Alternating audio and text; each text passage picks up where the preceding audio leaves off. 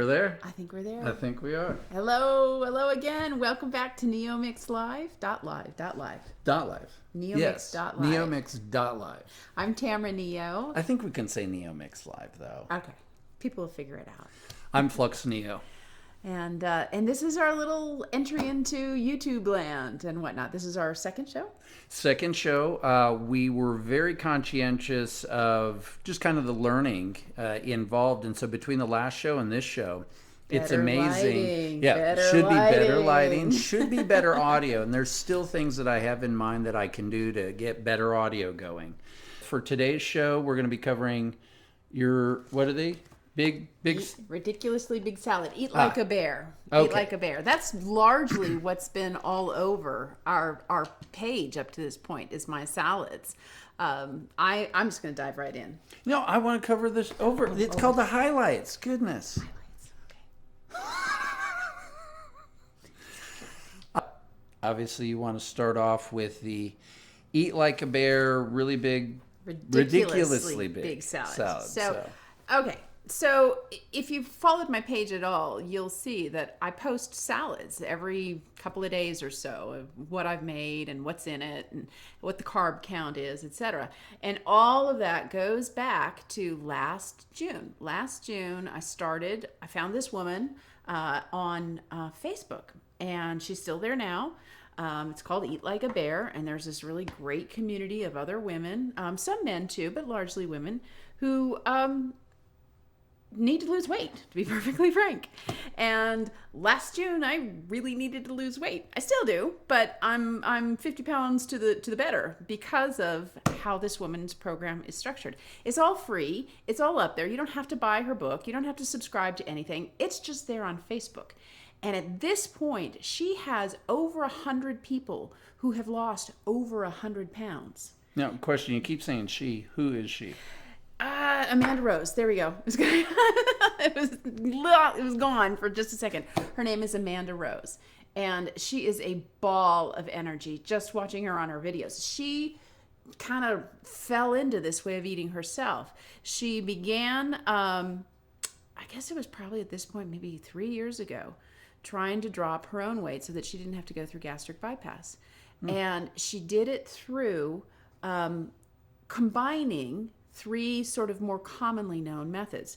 Number one, her calories are only 1,200. It's all at one sitting, but her calories only 1,200 a day. My kind of meal. Then that one meal is once a day for 1 hour. So she's got low calorie restriction on some levels. Trust me, when you're sitting down to eat 1,200 calories all at once, you don't feel restricted at all. And then she's doing it for 1 hour a day. And then she's keeping her carbs, her net carbs, below 20. I shoot for below 15. I feel like it does a better job. And she did that for over a year and dropped 120 or 140 pounds. And she was like 280 to begin with. Something about that. It sounds kind of counterintuitive because you would think that if you're just eating a lot at once and then kind of just starving yourself in a way, or at least for me, I would feel like I was starving myself the rest of the day. Doesn't the body want to cling to whatever limited nutrition you actually put into it, or how's that work out? No, what ends up happening is your body gets time to go into fat burning mode. Every time you eat something, you spike your blood sugar. Every time your blood sugar is spiked, you are not burning fat. When your blood sugar levels back out and you need something, you're about to run, you're about to go into a courtroom, something that pulls stress, with the blood sugar nice and steady and low, it pulls from your fat stores. She actually follows another PhD by the name of Jason Fung. He's got wonderful stuff out there too, but it is basically that you don't want your blood sugar spiking more than once a day, and you want to give your body that intermittent fasting of going 23 hours. Now, there are some people who cannot do that full 23 hours, and they're still wildly successful. What they're doing is, instead of doing one meal a day, they're doing 2 meals a day. Are they still doing 1,200 calories? Yeah, do they do still like 600 1,200 and 600? calories over the course of the 24-hour period. Now, are there people who are living active lives and doing this? Because that would be my concern, is I'm putting this stuff in me, and it's like, Okay, I go to the gym, I work out, I have a busy day, with court and clients and what have you. How do I keep my energy level up through the day?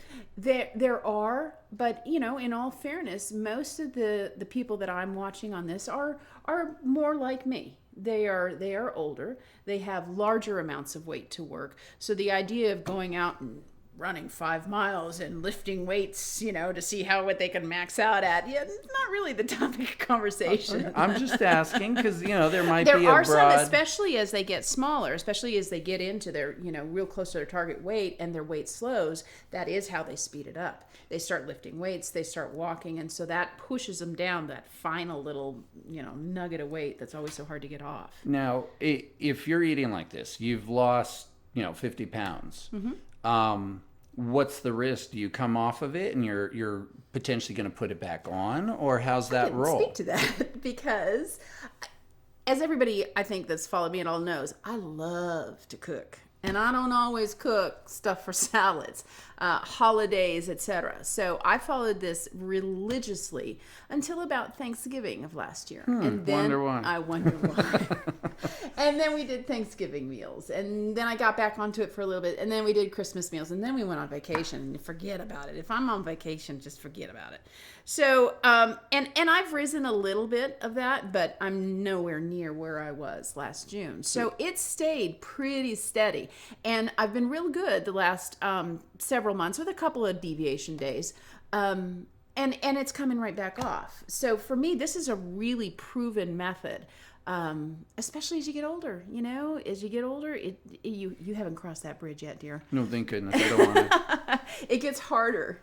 It does. Your body just slows down and it does not want to drop that weight.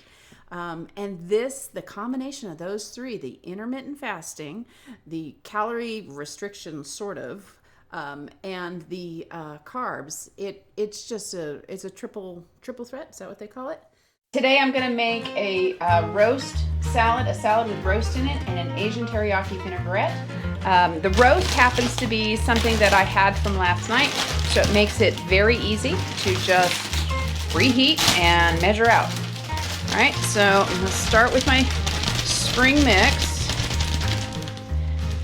And I wasn't sure, I normally don't buy this brand or these volumes, but that's about right. So you can see, for my ridiculously big salad, that's the size that I ordered. I guess it was 5 ounces. I don't know what that equates out to in cups. Most of the time when I measure mine, that's about 4 or 5 cups-ish. So we'll get that in there. All right. Set that aside temporarily. Figure out where the center of this is. There we go. This is interesting because the image that I see is actually backwards. So I'm doing the weatherman thing here, where you've got to measure it backwards. Okay, so the Asian vinaigrette dressing, and just so you know, I get all of my dressings out of this wonderful woman's book. That's the book, Ridiculously Big Salad. And she has a ton of wonderful dressings. Some of them I make up on my own, based on my own taste, or based on what she's done and what I liked. So this one is going to call for 3 tablespoons of either soy sauce or tamari. I like soy sauce better, although tamari's not bad. It's kind of it has sort of a sesame taste to it.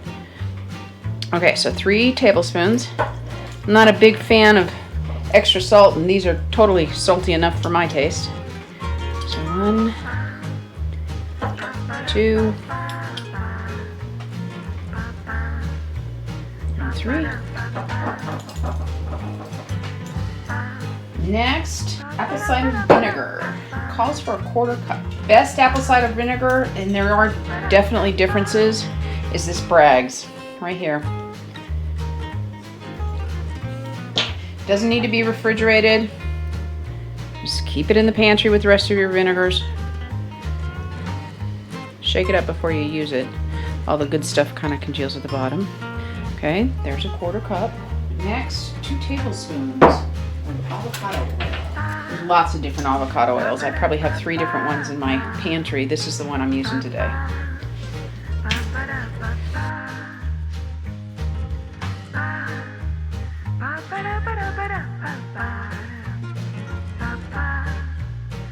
All right, so ginger powder next, half a teaspoon. Ginger powder, to me, that's ginger. That's ground ginger. I love the flavor of ginger, so I don't mind if this gets a little bit heaped rather than perfect. Another half teaspoon, this time garlic powder. I like this one because it's really fine. So in a dressing, it's gonna blend easier. And then half teaspoon of pepper. I'm not a big pepper fan. So if I'm using it, I'm either putting it in last and just kind of sprinkling it on, or I'm using white pepper. White pepper's a little, I don't know, it just seems softer to me in its taste and what it affects. So, and again, while it calls for a half teaspoon, not a pepper fan, not putting in a whole half teaspoon. Probably, I don't know, that probably ended up being maybe a quarter teaspoon. Then sugar-free sweetener. I'm a big fan of these Truvias, which technically are actually stevias. I happen to have a half a packet from the last time I used it. I never use a full packet because they are quite sweet, but half a packet into something, maybe less. We'll see. So there's actually probably a quarter of that packet. Let's get all those powders blended well so they're not clumping someplace.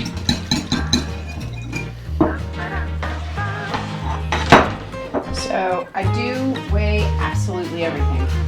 When I weighed this initially, it's like, 8 ounces. And peppers are high in carbs compared to a lot of vegetables, but they're so tasty. So let's start cutting up here.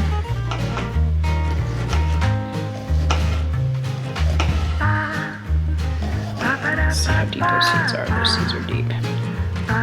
Somebody needs to explain to me someday what these other little growths are inside. I don't know, can you see that? That little green thing? One time I found a green one, a red one, and an orange one. I didn't eat it. I don't know what they're doing to food these days. If I didn't buy it locally, I'm not sure how it's been modified. I'm actually going to stop there and measure. Okay, so with this one, if I put a plate on it before I start it, it will measure to 0 with the plate on it. So I don't have to constantly clean the top of my scale.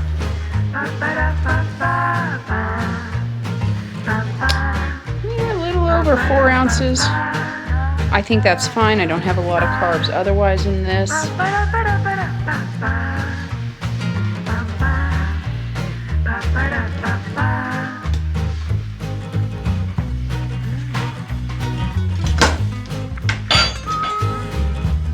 Might as well slice it up front.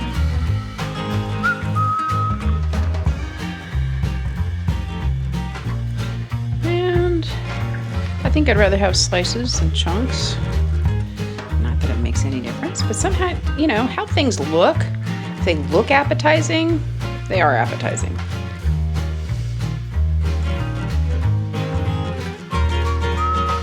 All the way around, kind of like you do with a grapefruit.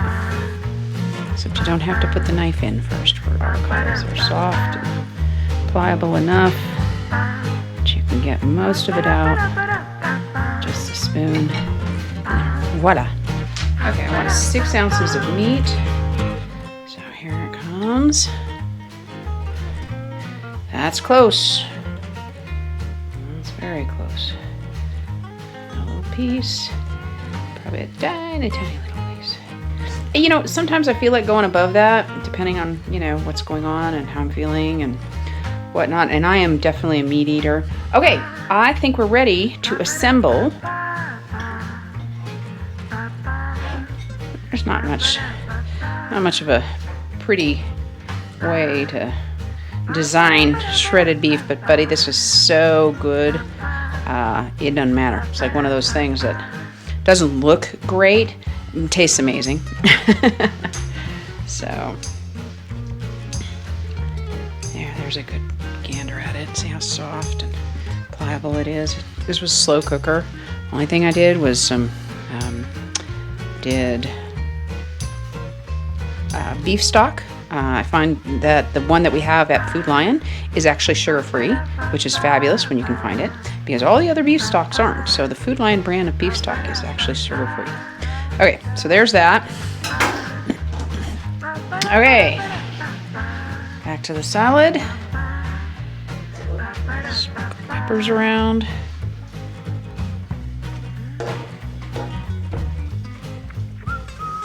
I'm going to toss this all once.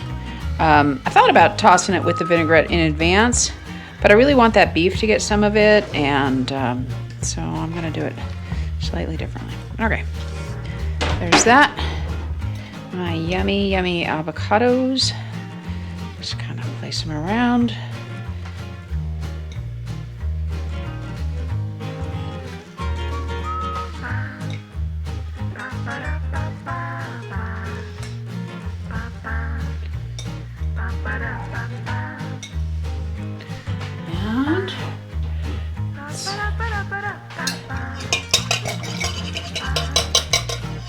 I wonder what this would taste like with shredded fresh ginger in it. Probably delicious. Okay. And just go around, and around, and around. Take a picture. And then voila. Okay, y'all. That is it. And I'll post the stats on how much it is in terms of calories and carbs. And I'm going to enjoy it. All right? Take care. Bye-bye. So let's talk about carbs for a second. So carbs, the way that you count them, and most of you have been doing low carb know this already. So if you know this already, you can just fast forward past it. But you look on the back of something, and it'll give you the total number of carbs on something. And then you look at dietary fiber. And you take that total number of carbs and you get to subtract 1 carb for every 1, whatever the measurement is, of dietary fiber. So if something starts out with 10 carbs but 8 grams of fiber, you're only down to 2 net carbs. And the 15 that I try and limit myself to are net carbs. So that's also why she emphasizes the really big salad, is because you should see my salad bowl is a family-sized salad bowl, and I fill it. There's 5-6 cups of different kinds of lettuces, depending on what's fresh in the garden. Mm-hmm. And that's the base. I start there, and I always finish every piece of lettuce. I might not finish all the meat toppings. I might not finish all the everythings, but I'm going to finish every piece of lettuce because it's roughage. It's filling me up. And, it's lots of good stuff. It's good for my skin. My skin looks great when I'm really consistent on this. What kind of meat are you using? You can use just about any kind of meat. That's kind of been my experiment. I've done it with every kind of beef imaginable, chickens, porks, fishes. There's a tuna fish salad one that I'm kind of toying with to see if I can get it just where I want it. I bought scallops for the first time. I don't even think I've ever cooked scallops anytime. But I'm going to do a salad with the scallops on it. So what about dressings? Because I figure dressings can be an area where you run into trouble very quickly if you're trying to count carbs. Yeah, I don't buy my dressings anymore because she has a whole chapter just on homemade dressings that are super fast, super easy, and super good. I had my eldest try some of the salads with me, and her preference was always the salads or the dressings that came with this book, and then other ones that I would create. Once you get the base of what she's doing in her dressings, like she starts with some mayonnaise, and then she continues on with some Greek yogurt, whole Greek yogurt, and that's the base, and then everything else goes in depending on whether it's going to be a thinner dressing. She adds some oil. If it stays thick and it's flavorful, she adds lots of spices, etc. But I wanted to kind of explain, because again, there's probably 6 months of my salads up before we actually started getting broadcasts up. So it's a wonderful program. Eat Like a Bear. You can find it on Facebook. It's free. It's got a great community of people who post regularly about their successes and their struggles, and and there's not that I've not come across any negative talk. The second somebody starts feeling sort of negative, everybody, kind of chimes in and brings them up. It's just a really good community. So that's Eat Like a Bear. And I'll keep posting my salad dressings, and I'll keep posting salads that she has. And all I can say is go find her. Go find her. Amanda Rose, The Ridiculously Big Salad. This is her book. It's not very big. And Eat Like a Bear on Facebook. So, okay. And the nice part is you have so much content up. So if people are interested. Oh, you want some ideas? Go find the page. Yeah. So I've never tried it. I will admit the salads do look good. Just visually, it does look like appetizing food. Sometimes when you're dieting, you're just like, no, I refuse. But that actually is very appealing, and I've seen her, put a range of different meats in.